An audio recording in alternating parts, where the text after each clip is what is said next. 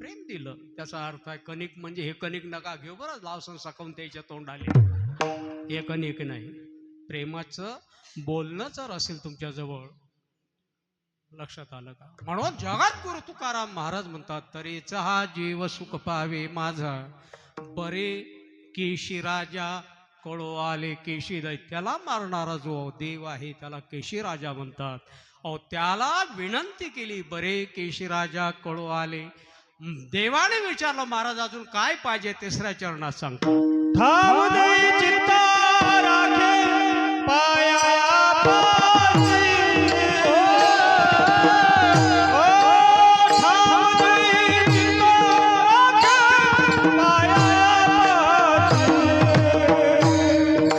ठाव दे चित्ता राखे पाया पाशी.